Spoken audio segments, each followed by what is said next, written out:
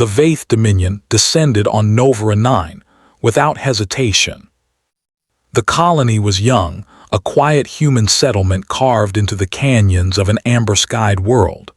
Families were still building schools, laying irrigation, planting crops that would one day feed thousands. There was no fleet station nearby, no fortifications, no expectation of war. That was why the Vaith came.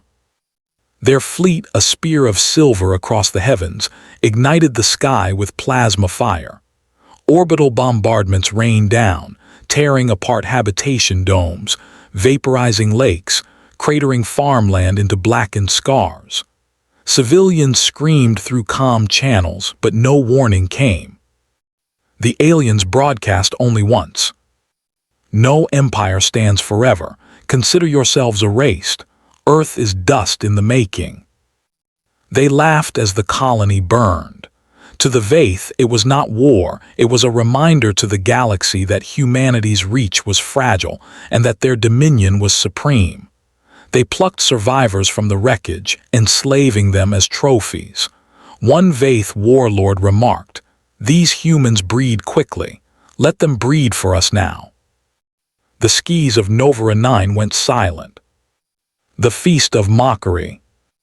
In the grand halls of the Dominion capital, the Vaith celebrated.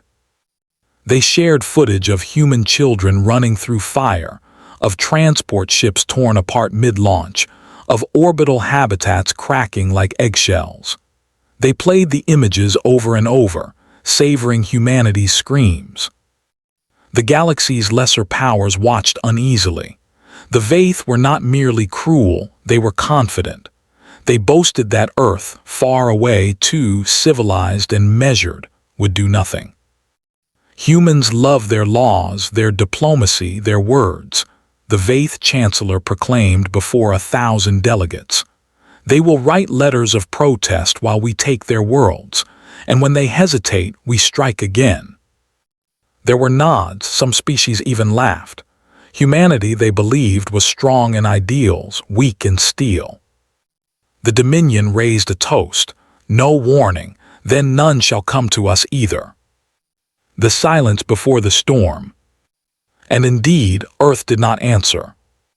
Not at first. The weeks that followed were eerily quiet. The human channels went dark, diplomatic couriers vanished, and no fleets mobilized in the obvious lanes of war. Many took this as confirmation of what the Dominion boasted, that Earth would retreat, bury its dead, and swallow its rage. But silence does not always mean surrender. On the edge of known space, relay stations began to vanish. One Dominion outpost reported a shadow crossing the stars, then nothing.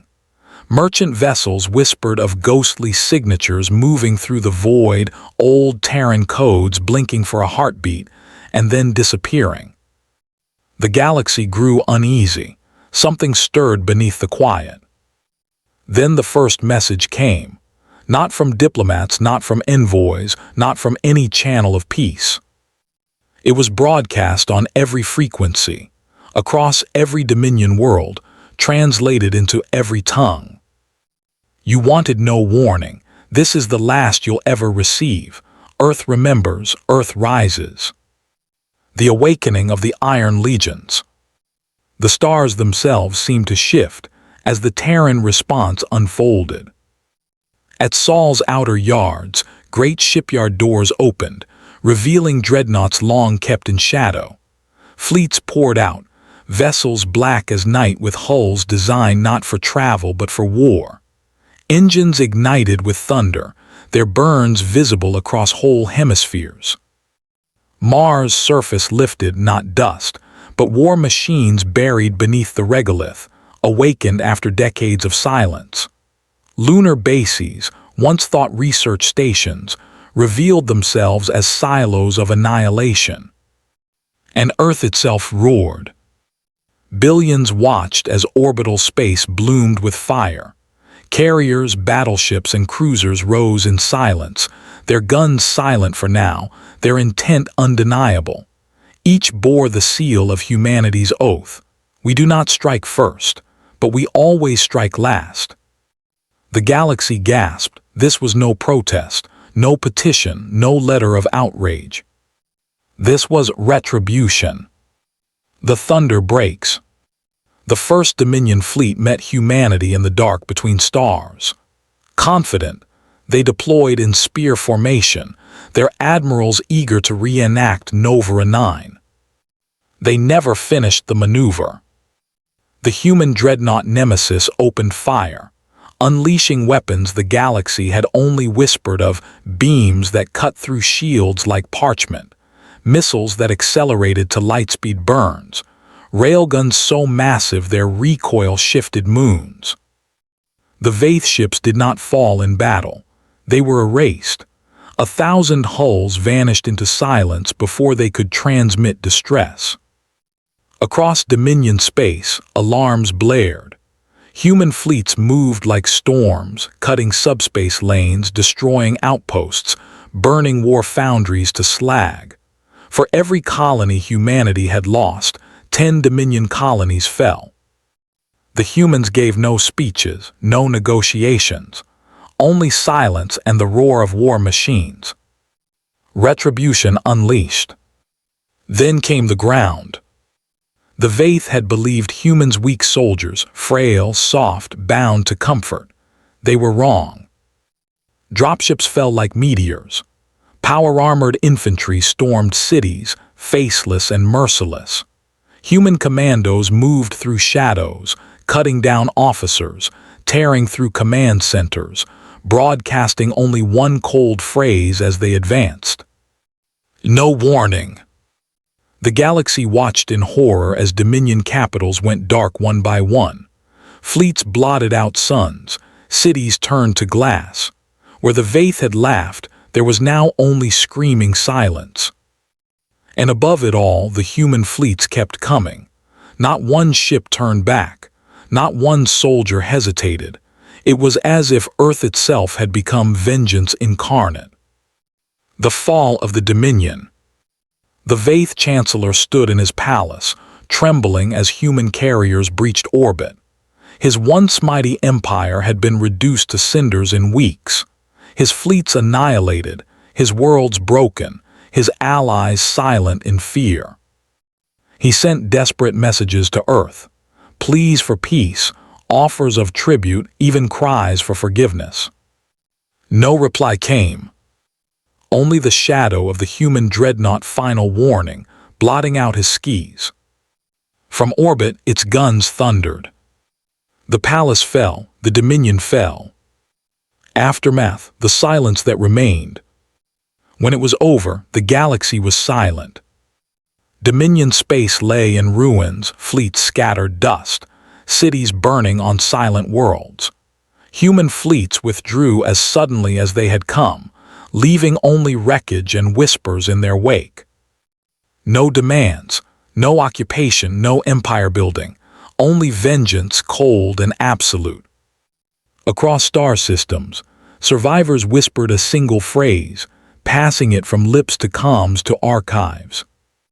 Never provoke Earth again. The galaxy understood. Humanity had waited. Humanity had endured. Humanity had been patient beyond measure, but when their patience ended, their vengeance was infinite. The Vath had asked for war without warning. They received humanity's final one. A warning carved not in words but in fire. A warning that echoed across the stars. And in the silence that followed, the galaxy trembled. The arrogant blow. The Drelkari Empire had long considered humanity a strange aberration in the galactic order. Too young, too reckless, too emotional. To the old empires, humans were little more than an upstart species that had stumbled into faster-than-light travel and now wandered the stars with wide-eyed curiosity. For years, humanity had tried to earn a place in the galactic concord. They offered trade routes, shared medical breakthroughs, and even helped defend outlying colonies from pirate raids. Their ambassadors spoke of peace, cooperation, and coexistence. The Drellkari scoffed. Peace was weakness.